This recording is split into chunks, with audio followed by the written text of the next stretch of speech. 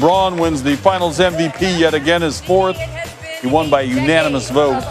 And the Lakers are champions from the bubble. Well, LeBron entered the night, Ken, as you well know, one of just 3 players in NBA history to win Finals MVP with multiple franchises. Now he's got 4, and here he is, stogie in hand, NBA champion once again. Jeff Zilgett. LeBron, 3 seasons ago, after you beat Toronto, you told Cleveland.com that you didn't have anything left to prove, or you asked what you have left to prove. And I wanted to know if that's changed over the past 3 years. Did you feel you had something to prove, and why is this one so important for you? I think, personally, thinking I had something to prove fuels me, and it fueled me over these last year and a half since my injury. It fueled me because no matter what I've done in my career up to this point, there's still a little rumblings of doubt or, comparing me to, the history of the game and has he done this, has he done that, so having that in my head, having that in my mind, saying to myself, why not still have something to prove? I think it fuels me.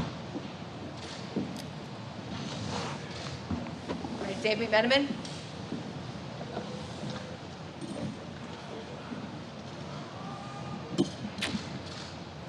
LeBron, all the circumstances surrounding this one, being in Orlando, having 4.5-month hiatus, away from family, everything going on in the country, how does that add context to this 4th ring versus the other 3? I think they're all special in their own right. They all have their obstacles, things that went on throughout the course of the year, both on and off the floor. But one is not less than the other. Because when you're able to put yourself in this position to be able to win a championship, the first thing you start to think about is how much work you've put in over the course of the year. How much you've sacrificed, how much you've dedicated to the game and to your craft. That's always been the most fulfilling thing for me, besides seeing my teammates as happy as they are, is being able to know that you could put the work in, literally trust the process, live about the process, and then see the results.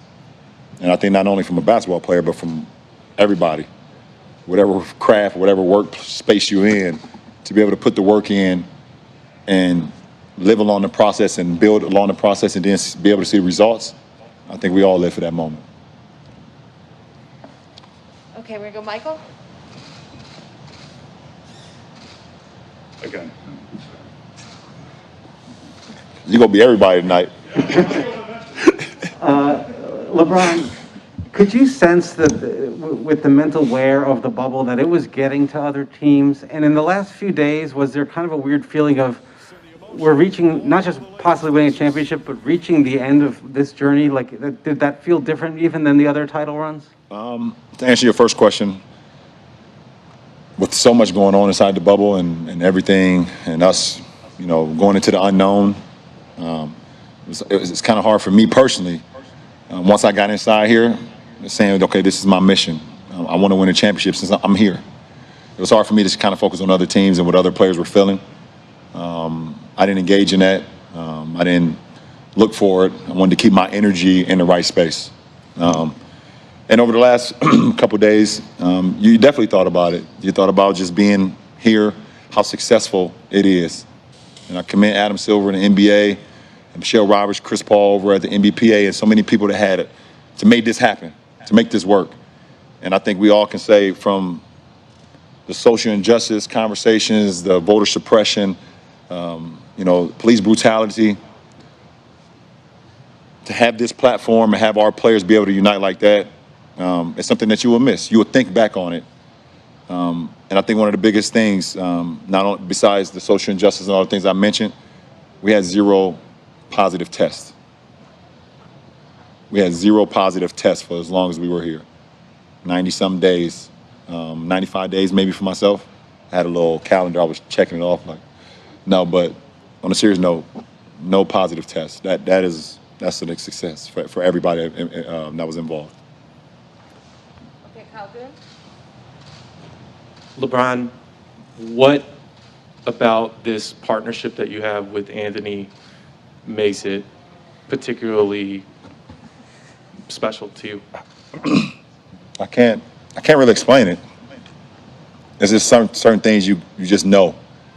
In any type of relationship, you kind of just feel, you just know that vibe. You have that respect. You have that drive, and sometimes you can't explain what links you with somebody, and then it's that organic. And sometimes you don't even try to explain it. Sometimes you guys ask me about my relationship with AD. The first thing I think about is the respect, the no ego, the challenging each other. And we want each other to be better than actually ourselves. Like, I want AD to be better than me. AD want me to be better than him every single night, every single day. And we challenge ourselves, and I think a part of it. Alrighty, Dan. Hey, LeBron. Don't make me laugh. You finally got one, huh? I got one. With about 3 minutes left, you looked over and you saw Anthony sitting there, probably the realization of what you guys accomplished, hitting him for the first time. I'm wondering, how much of that reminded you of 2012 for you, and what did that first title do for your career, and what can this do for AD moving forwards? Yeah, it definitely reminded me of it. Just the excitement, I can't believe this. I definitely saw myself 27 LeBron, 27 Anthony, 27 AD. I definitely saw myself in that. And what it did for me in my career, it basically let me know that the work that I put in on my craft, and the way I play the game, how I was taught to play the game when I first picked up a basketball at 8 years old, it's okay to play that way and be able to win. No matter how many people tell you, okay, you should maybe shoot more, you should maybe do this more, you should maybe be like him more. It let me know that the way I play basketball and the way I was taught basketball is the right way to play it, because you do see results. And then it just continued to boost your confidence. Not saying that Anthony, AD doesn't already have confidence, but it takes it to another level. Sam Amick.